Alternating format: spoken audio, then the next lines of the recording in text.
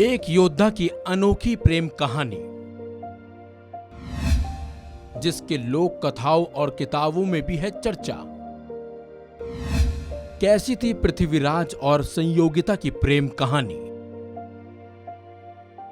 चौहान वंश के आखिरी शासक राजा पृथ्वीराज चौहान का नाम भारत के महावीरों में शुमार है।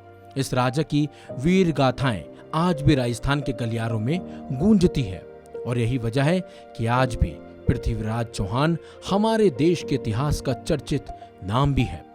इस बात को तो हर कोई जानता है कि पृथ्वीराज चौहान एक वीर योद्धा थे, लेकिन ये बात बहुत ही कम लोगों को पता होगी कि ये वीर योद्धा एक प्रेमी भी था। बल्कि इस योद्धा की प्रेम कहानी के चर्चे राजस्थान की लोक कथाओं और किताबों में भी देखने को मिल जाते हैं। आज हम अपनी इस वीडियो में आपको बताएंगे वीर योद्धा पृथ्वीराज चौहान और रानी संयोगिता की प्रेम कहानी के बारे में, जो किसी फिल्म से कम नहीं थी। कौन थी रानी संयोगिता? पृथ्वीराज चौहान के बारे में तो हर कोई जानता है, लेकिन संयोगिता के बारे में बहुत ही कम लोग जानते हैं।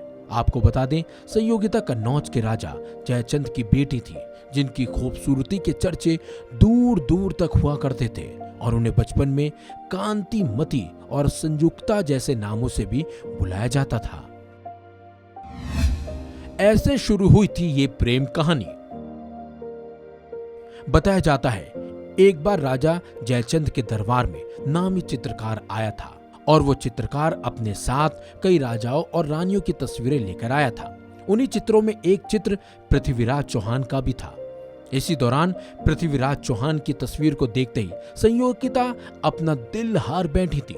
इसके बाद जब उस चित्रकार ने संयोगिता का चित्र पृथ्वीराज चौहान को दिखाया तो उन्हें भी संयोगिता से प्यार हो गया था। इस तरह से सिर्फ एक तस्वीर देखकर ही ये दोनों एक दूसरे को दिल दे बैठे थे। संयोगिता के पिता को नापसंद थे पृथ्वीराज चौहान। कहते हैं ना, हर एक प्रेम कहानी में विलन तो जरूर होता है, तो इस प्रेम कहानी में विलन कोई और नहीं बल्कि संयोगिता के पिता राजा जयचंद थे। जहां संयोगिता पृथ्वीराज चौहान पर अपना दिल हार बैठी थी, तो वहीं राजा जयचंद उनसे नफरत करते थे।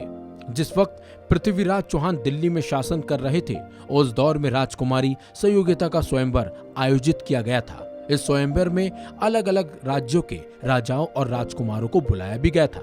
बल्कि पृथ्वीराज चौहान को भी ये निमंत्रण भेजा गया था, लेकिन उनके समानताओं को इस बात में गड़बड़ी महसूस हुई, तो इसी वजह से पृथ्वीराज चौहान ने इस निमंत्रण को अस्वीकार कर दिया था।